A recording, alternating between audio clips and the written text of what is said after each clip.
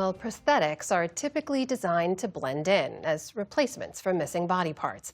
But increasingly, they're becoming tools for creative expression, especially in the niche community of ocular prosthetics, or artificial eyes. Our senior arts correspondent Jeffrey Brown meets a Portland eye maker whose designs are helping clients see themselves in a new light. It's part of our ongoing coverage of the intersection of arts and health for our Canvas series. If I'm gonna wear something like this. Many people accessorize with jewelry or purses.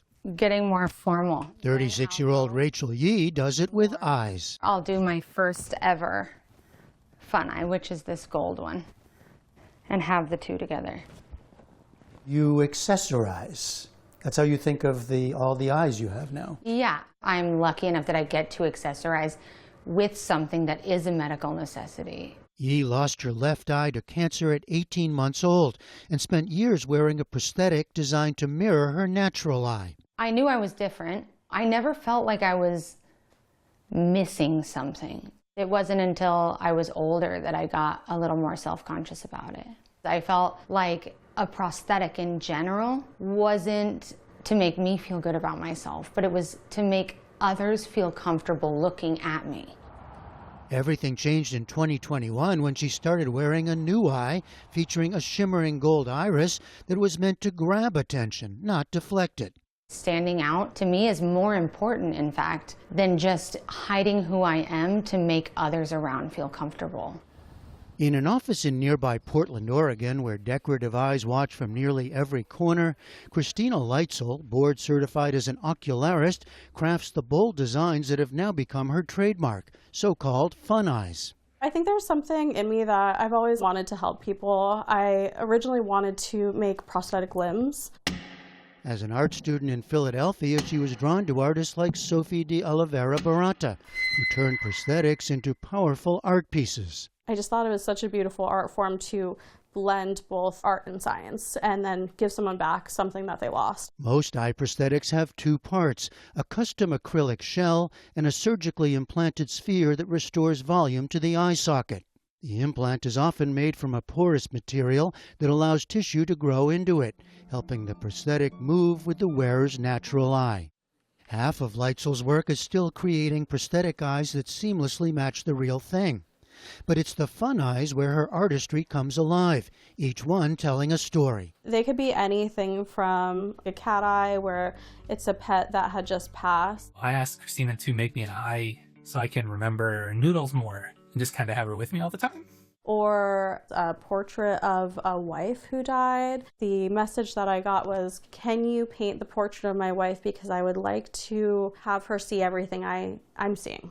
Wow. It's moving and it's like, wow. On social media, her creations range from glittery, glow-in-the-dark and color-shifting eyes to American flags, sparkling night skies, and soccer balls. When you have an ocularist, most people, they confide, they show their stories. So this is a very close relationship. Very, very personal.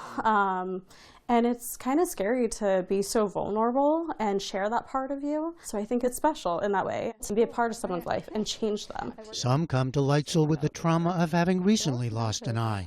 Bree was 27 when she lost her eye to ocular melanoma, a rare form of cancer. I went under with perfect vision 20/20, no pain, and then I woke up with only one eye and no depth perception. I couldn't grab anything in front of me. It broke me. Her first prosthetic was a close match to her remaining eye, but when I first got it and looked in the mirror, it felt like somebody else was looking back at me. It felt very uncanny. Yeah. I've always loved to stand out, and I wanted an eye that reflected that. So the eye that's in now it's a cat eye. It is a replica of my current cat, who only has one eye as well. He actually has the opposite eye of me, so when he's up on my shoulder and we look at each other, we see eye to eye. So many people who wear eyes talk about their close relationship with their ocularist and how just being able to talk through it with somebody who has seen this over and over is therapy. Dan Roach is a professor at Lemoyne College in Syracuse, New York, and author of the book Eyes by Hand, Prosthetics of Art and Healing. He also wears a prosthetic eye himself. This one. So it's your right eye. It's my right eye, yeah.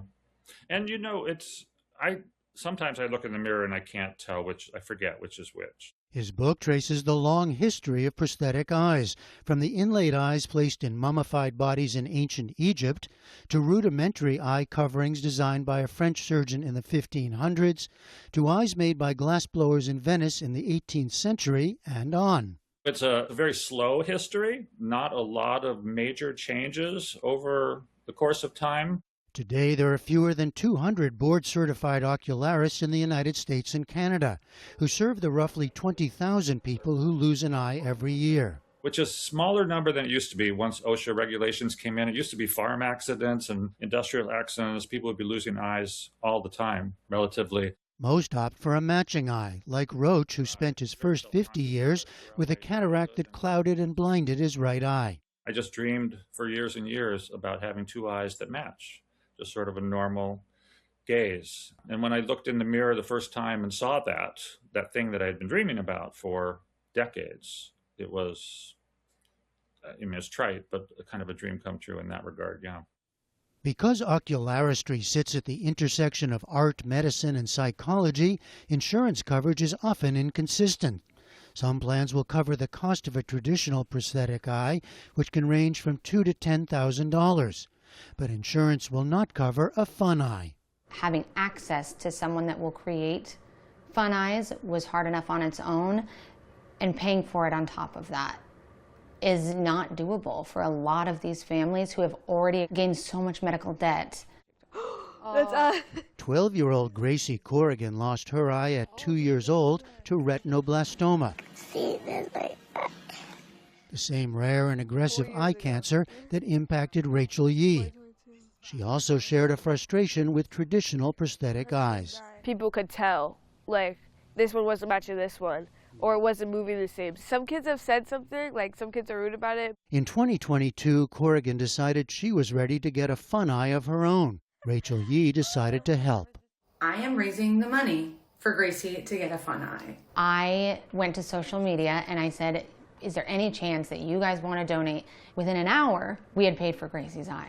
By the next morning, 3 more eyes had been paid for. The extra dollars became the Fun Eye Fund, a nonprofit that helps people afford custom prosthetic eyes.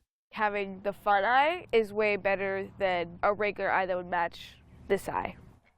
It's just fun. It looks cool. Looking cool, looking like your own version of you. It's a new, perhaps unexpected mix of medical care and art. For the PBS News Hour, I'm Jeffrey Brown in Portland, Oregon.